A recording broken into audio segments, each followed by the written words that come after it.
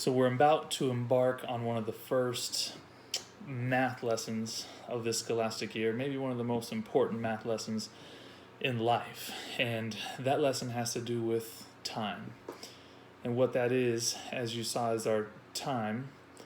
The multiplier is our intention, and the reward is our product. So the multiplicand is time. That's the number, and that's the baseline. That's what we don't have a lot of effect over as we're trying to not sacrifice any of the important areas in life, but to balance them all. That we don't have too much effect over, but the multiplier we do. The multiplier is what's going to amplify that time and make it work and give us our reward and our result. Whether that's in work, whether that's with our children's and our loved ones, whether that is in the gym, whether that is focusing on our personal development, our faith, that intentionality is going to be the multiplier, and that reward, that's going to be the product. How I've always seen it and how I've understood it is that there's three main stages of multipliers. And the first one we can relate to that we find ourselves in a lot, which is frantic, right?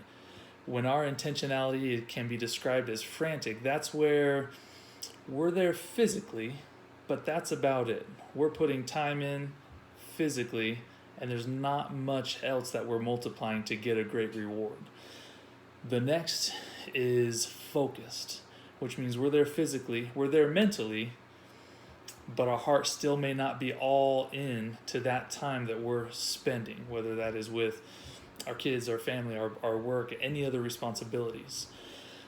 The third is flow, when we're in a flow state, when we're there physically, when we are there mentally, and when our heart and soul is into what we're doing. That is the greatest multiplier to our time. That's where we take that multiplier, we apply that to the multiplicand, which is time, and we see the reward grow, and that product becomes exactly what we want it to be, even while not having complete control over the time that we're putting in at times. So keep that in mind as we're balancing. This principle is one that's going to help with that balance in all areas. Am I frantic, focused, or flow? And as we review that day and look at the amount of time we put into each area in our life, what we want to consider most is, what is that multiplier? What was that multiplier in that time, in that moment?